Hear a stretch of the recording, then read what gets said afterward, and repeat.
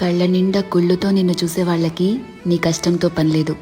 మనసు నిండా ప్రేమతో నిన్ను చూసే వాళ్ళకి నీ లోపాలతో పనిలేదు. కడుపు నిండా ద్వేషంతో నిన్ను చూసే వాళ్ళకి నీ మంచితనంతో పనిలేదు. గుండె నిండా అభిమానంతో నిన్ను చూసే వాళ్ళకి నీ తప్పొప్పులతో పనిలేదు. రక్తం నిండా కోపంతో నిన్ను చూసే వాళ్ళకి నీ పశ్చాత్తాపంతో పనిలేదు. వీళ్లే కాదు, నీ చుట్టూ ఉన్న ఇంకో 100 మంది నిన్ను 100 రకాలుగా చూడొచ్చు. వాళ్ళందరూ వాళ్ల లోపల ఉన్న ఎమోషన్తోనే నిన్ను చూస్తారు. నిన్ను నిన్నుగా చూడగలిగేది ఆ పైవాడి తర్వాత నువ్వు మాత్రమే. ఎప్పుడైతే నువ్వు నీలో ఉన్న తప్పులు ఒప్పులు, మంచి చెడు, నీలో కోపాలు, నువ్వు చేసే మోసాలు, నీలో మార్పులు, నువ్వు పడే పశ్చాత్తాపాలు, నీ చుట్టూ బాధ్యతలు, నీ ఆశలు, వాటికై నీ కష్టాలు, దేవుడిచ్చిన లోపాలు, నీ ప్రయత్నాలు, ఇలా ఎదుటి వాళ్ళని జడ్జ్ చేయడానికి మనం వెతుకుతూ ఉంటామే, వాటన్నిటి ద్వారా నిన్ను నువ్వు చూసుకోగలిగితే ఎలా అన్బయాస్డ్ గా, లాయర్లా కాదు జడ్జి లాగా, అప్పుడు నువ్వేంటో నీకు అర్థమవుతుంది కదా. అదే సెల్ఫ్ అవేర్నెస్ అంటే.